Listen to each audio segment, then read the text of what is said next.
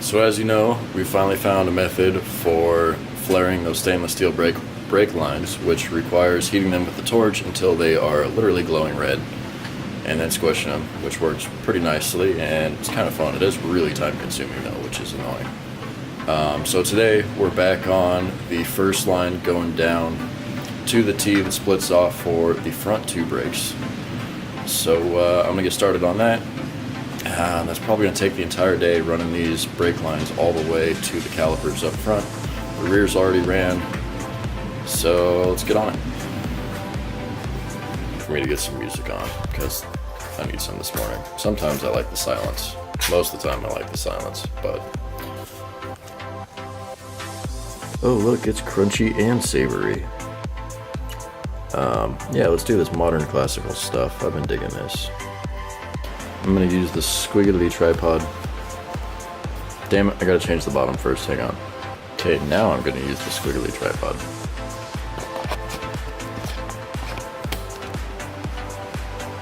Alrighty, let's punch you right about there. So, got the majority of this bend figured out. Now, I'm trying to find the line that I had,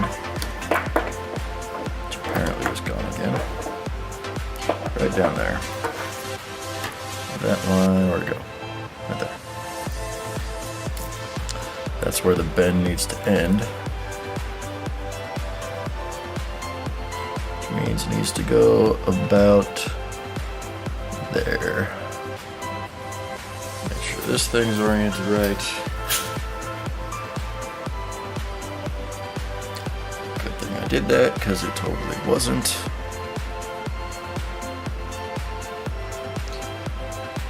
Do a 90 followed by another immediate 90 in the opposite direction because there's a little bit of, well, okay, almost a 90, not quite a 90, because the frame rail is right there. This bit goes down the Cobra tower, this bit goes out for the frame. There's only like that much frame. Then it's got to go whoop back that way, and then it's got to go whoop that way, and then I got to put a fitting on it, or a different flare on it. There you have it, everyone.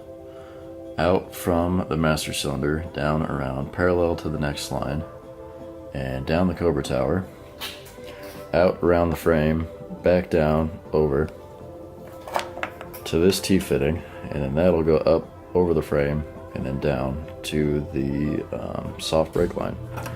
And then this side, I'll have to come out, turn, do a little loop over the other brake line that goes this way, and then go back that way, go around the engine mount, go out through the frame, go through that part of the frame, go that way, go around that engine mount, keep going, go up, go over, go down, and then go to that soft brake line. So yeah, getting there.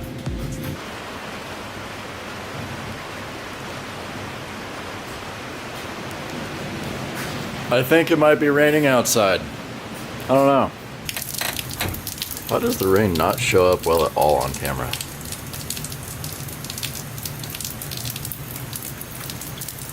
Well, if you can't tell, it's dumping.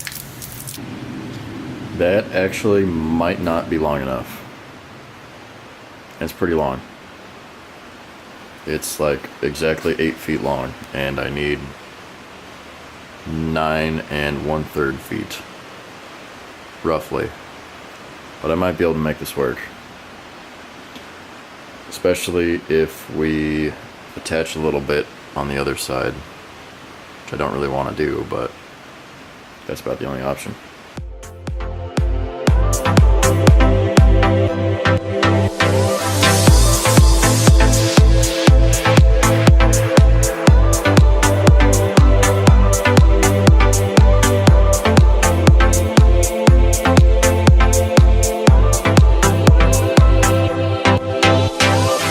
Madness I have going on so far. So those are the two coming down the Cobra tower, and then coming next to each other. That one goes all the way back. That one goes to the T right there, so that that bit can go over and then go to that tire. And that bit bumps out around that Goes down, has some little subtle bends right there around the engine mount. Gotta move. Has a little bend right there around that plate so it can stay nice and flush.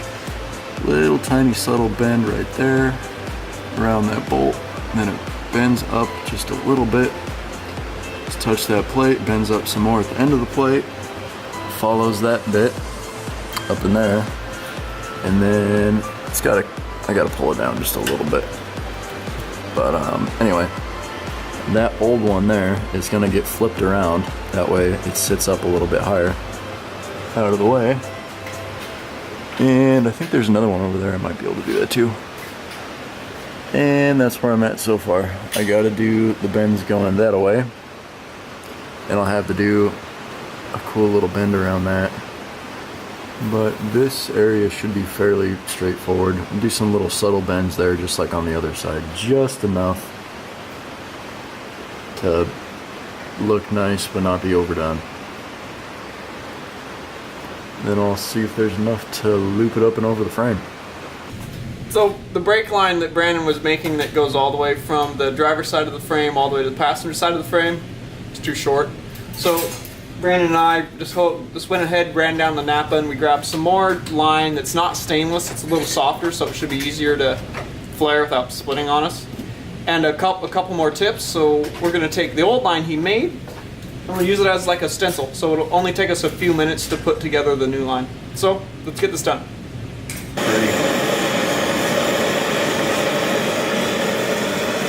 Refueling, hot. Come on, Dustin. Nothing?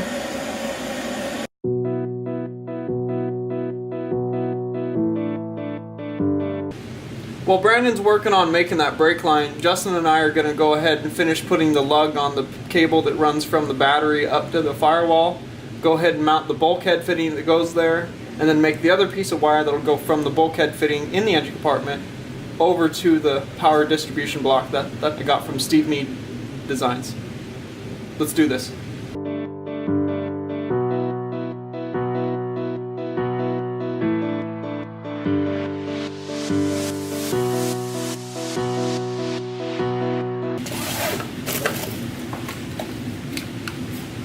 Do they want their pen back?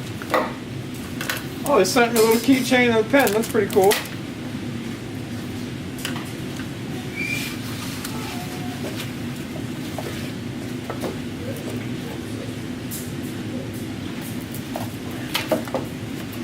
This box here should be our extra length of wire we need.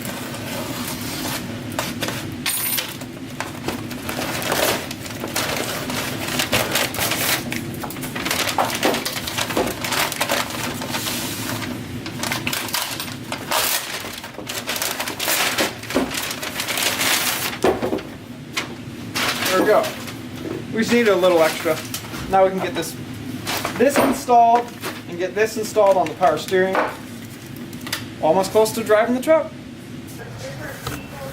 And that's where it's gonna end up at.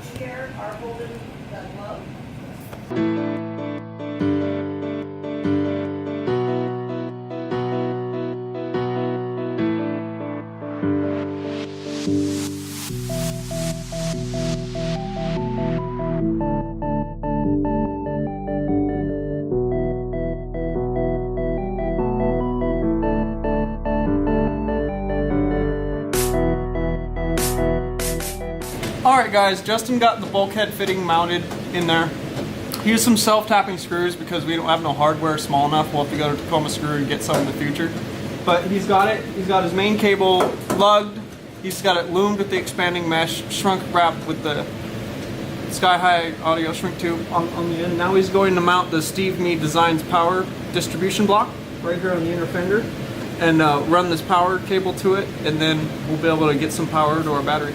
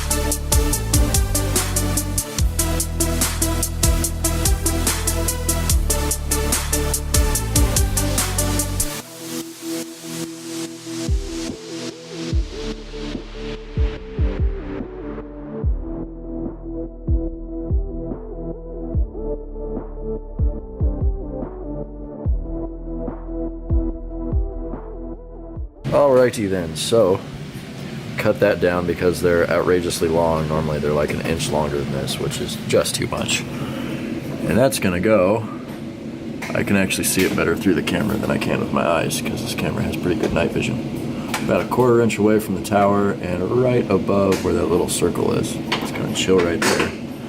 The other brake line is gonna come up and over the top, bloop, and right down into it.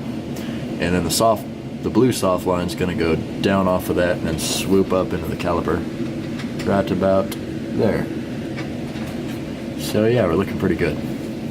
And then on the other side I'll have to make the little line that goes from the T-fitting over. I just got done replicating, well not completely done because I need to do that last bend, which is why I'm putting that thing on there so I can measure to do that last bend and get it all in the right spot. But you can see that's all been replicated with this new line that's what, like 6 inches longer. I don't even think I needed 6 inches. It's like 3 or 4 inches that I was short on this stainless stuff, which sucks. I was hoping I could squeeze all the length I needed out of it, but it just didn't happen. So we got some of the, I think it's galvanized steel with copper on the inside. They call it like copperized steel or whatever. God, I can't speak. So yeah, that's where I'm at.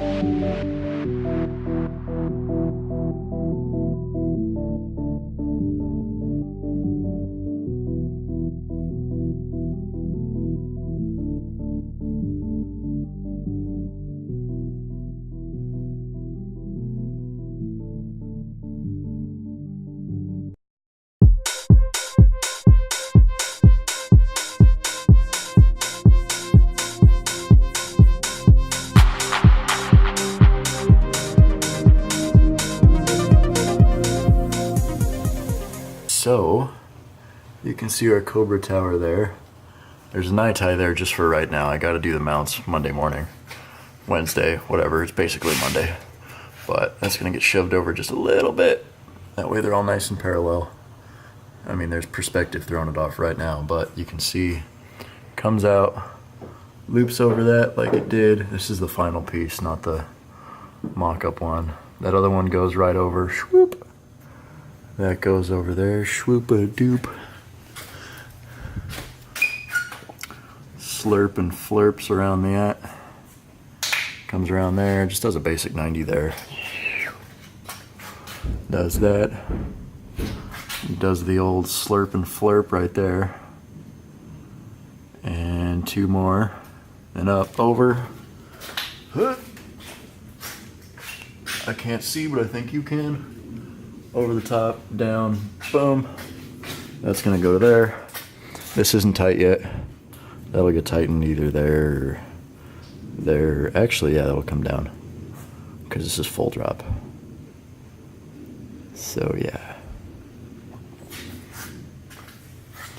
And that one, same dealio. That'll come down.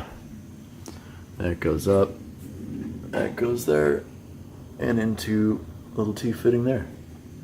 So our brake lines are all now made. And it's nice to have that out of one piece instead of multiple pieces like we were contemplating doing. But I think the one piece looks better. And doing it the second time was actually nice because I could adjust my template a little bit. Like these two on the other one were a little bit too far forward, so I was able to move them back and get them centered just perfect. This was a little bit strange, and now it's a lot tighter. So it looks pretty frickin' golden. I'm happy with it. Look at this. I had no part in doing this. This was Scott and Justin.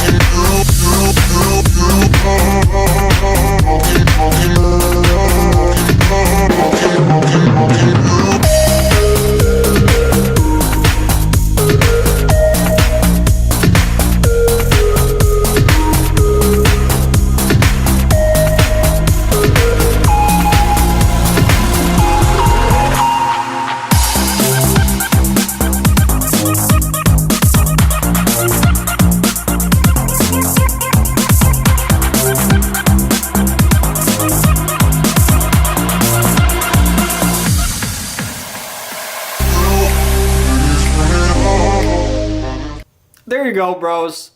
Ending another day at Cougar House Garage. Today we got a lot of stuff done, actually.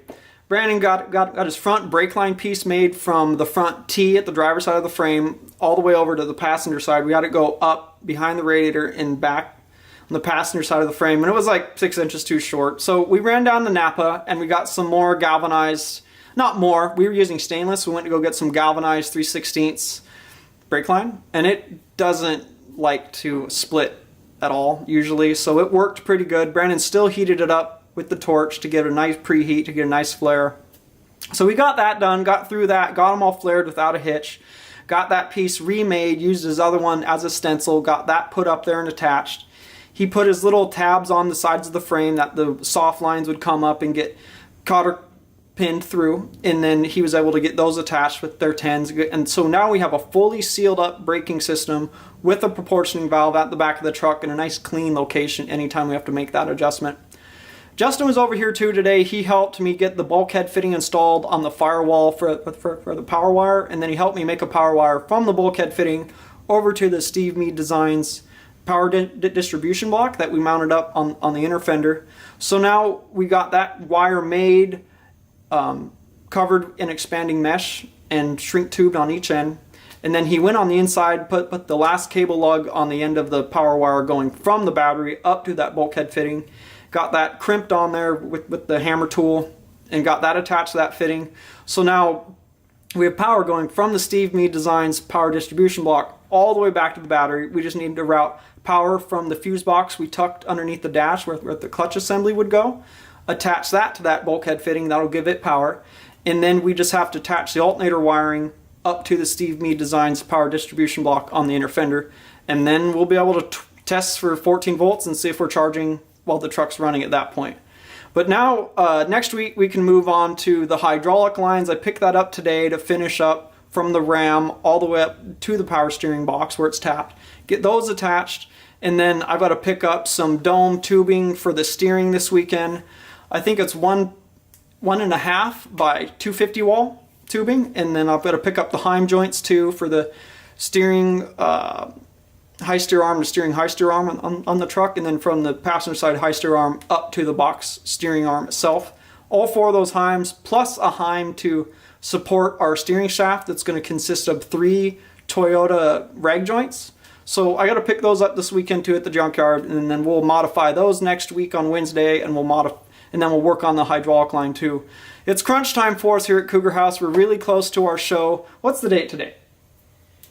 3rd, I believe. Yeah, so we still got 8 days or something, but we only have 3 days of work next Wednesday, Thursday, Friday, and then it's going to be on that Sunday is going to be the show. So it's crunch time. We only have these 3 days, but I feel we can get the hydraulic lines, the steering done. Plus we have to throw the exhaust on, and then we're ready to go to the show. So we'll see you guys there. It's going to be at the Puyallup Fairgrounds. It's going to be fun. It's the Moonshiner Swap Meet. Everybody be there, wants to come. You can come find us there. Come talk to us. Check out the truck. It'll be fun. If you want to see more of Cougar House Garage, check us out at cougarhousegarage.com. Check us out at Facebook /Cougar House Garage. And we are Cougar House Garage on Instagram. Follow us, and we'll see you guys in the next video.